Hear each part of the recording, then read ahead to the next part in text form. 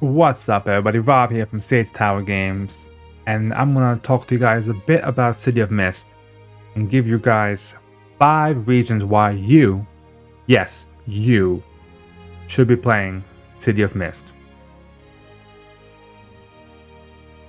Now, City of Mist is a cooperative storytelling game based on the Power by the Apocalypse system.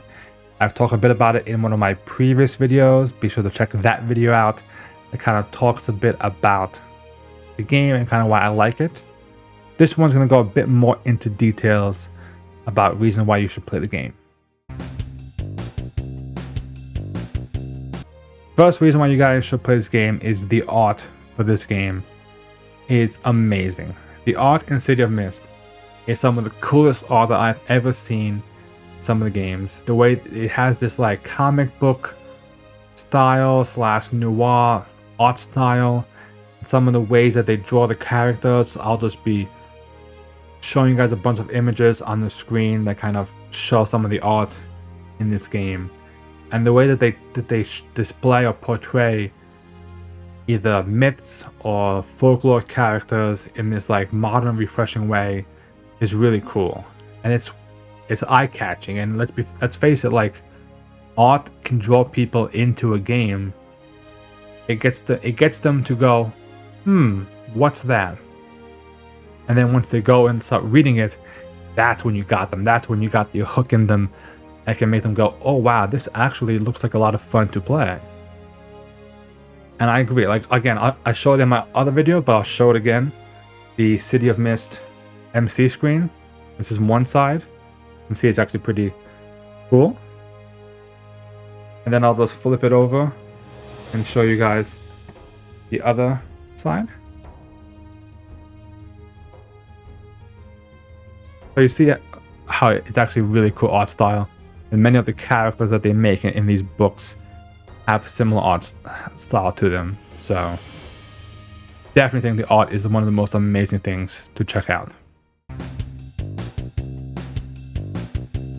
Another reason why you guys should check out this game is the character creation in the game is a lot of fun. It's very dynamic and simple at the same time. There's no levels, there's no classes, there's no stats. The character sheet basically is themes, which have a number of power tags, which you make based on some questions in the book.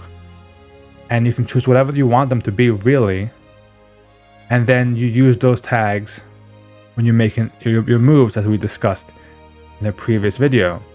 And that's it. You don't have to worry about floating modifiers and numbers. So you don't need lots of dice. You just need 2d6. And it's just the fact that it's that simple and that quick to make something is actually pretty great. Like, because I know you can get bogged down in Pathfinder, Starfinder, D&D, etc., of trying to make a character and try and figure out, you know, all the different stats and feats and everything that goes into making just one character, hit points, all that stuff. No, it's simple. This is you. This is what you can do, and that's it.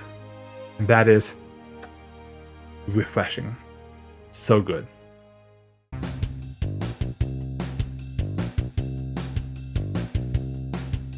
The third reason that you guys should play City of Mist is you can be anything you want to be. The game is set so that you can essentially be a myth of anything you want. You could be Thor, you can be Superman, Hades, Harriet Tubman, John Henry, Masamune, Excalibur. I can just go on and on and on. But you're kind of getting the point. If you want to be a god, you can be a god. You want to be Paul Bunyan? Be Paul Bunyan. You want to be some concept? Some characters are even just concepts or locations, just like feng shui is an actual thing in the game, or another like Aztec god or a pyramid. All these type of things are in the game, and they can be whatever you want. And that freedom is really, combined with the character creation that we just talked about being pretty easy, allows you to just open you into a whole world of just imagination. You can literally go, okay, well, I want to be the essence of luck. All right. Well, you could be like Lady Luck, you could be Fortune, you could be Bad Luck, you could, you know, and then even when you figure out what kind of spirit or essence you want to be, then to combine that with your logo side or your human side in interesting and dynamic ways.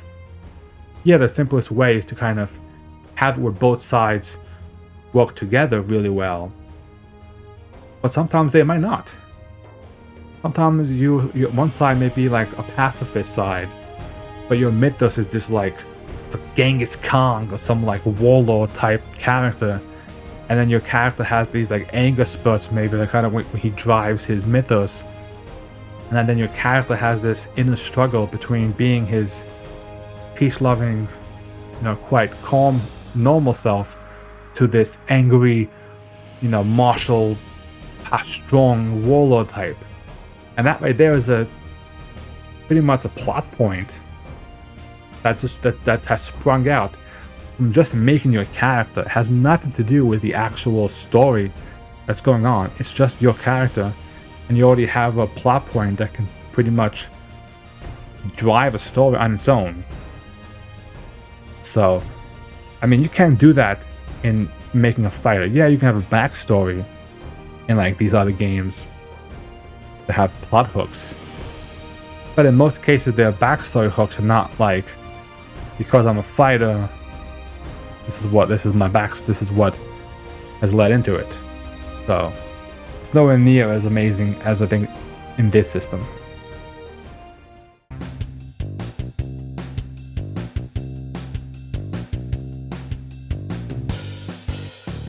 The fourth reason why you guys should play this game is the cooperative storytelling aspect of this game. Or as the way that I like to sum it up as an MC, the MC doesn't roll a dice. When I read that the first time I saw this game, I was like, wait, what? And basically what it means is you can never truly decide what happens in the game. Yes, you can make a case, yes, you can make the enemies, and yes, you can make some stuff happen in the game. But when it comes down to the moves are all player driven. You can call on some moves, but in most cases the players have to call on most of the moves they want to roll. And it's whatever they roll is what happens. If they roll 10 pluses, then everything works fine. 7 to 9 is when you can kind of like play a little bit with them, and then 1 to 6 is when you can really just hit them hard and really like deliver an earth-shattering type change to the story. But you can't do that unless they roll and miss. You can't just suddenly ambush them. I mean, yes, there's ways in the game, but doing a soft move into a hard move type deal, but that's just a whole other aspect. And then the fact that the game is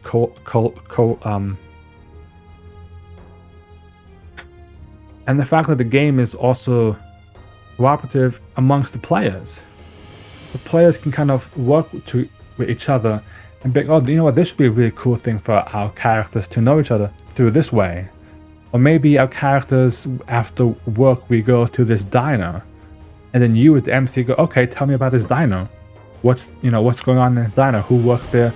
And then you can kind of, as you get this information from your players, in the back of your mind, you can be like, okay, that person, that waitress, they may think she's normal, but she's actually the rift of Circe or something, or the rift of Dionysus or something.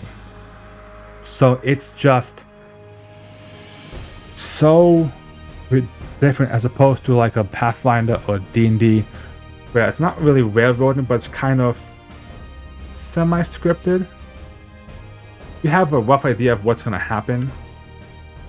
You can kind of, okay, they're going to find this here, and then they're going to go here, and they're going to go fight these people over there. And you have a general like skeleton structure. I feel like here, structure's a bit more loose, and the players actually help you build the skeleton. I think that's really cool. So.